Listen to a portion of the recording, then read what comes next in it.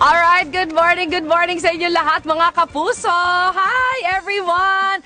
Naku, nandito kami ngayon ni Vince. Pamangkin ko nga pala guys. Hi ka sa mga tita mo nila. Hello!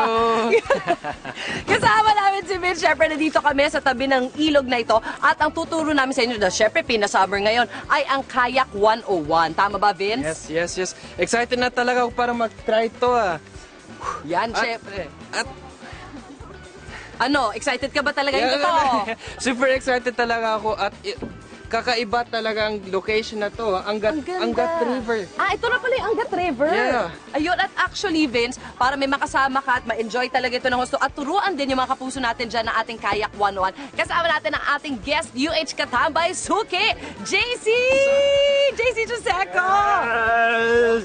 Ang forever summer ang body. Always yan. Pars, ano mga dapat tandaan pag kunwari magkakayak? Ayan, syempre pag magkakayak tayo, kailangan lagi tayo naka-lean back para makuha natin yung balance natin sa kayak. Okay. At syempre, kailangan siguraduhin natin na 4 feet yung lalim ng tubig para hindi tayo sumayan. Correct. And as usual, syempre, dapat At usually dapat the right gear Oo. and a life vest para always safe. yan. Always yan. Kahit na 4 feet lang, 5 feet lang yan, maganda na meron kayong salbabida, kumbaga. At syempre, anong gagawin nyo ngayon?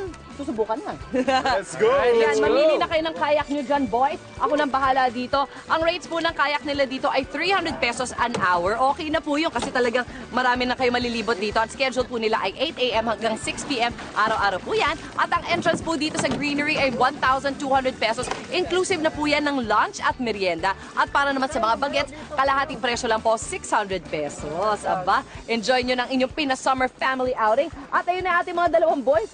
Wala lang, pag ganun, puk, alis na agad sila, na-enjoy na nila agad ang kanilang kayaking. Ingat, guys! Uy, balikan nyo ako mamaya nga pala. Alright, back to studio. Balik muna tayo kina Rhea at Lynn.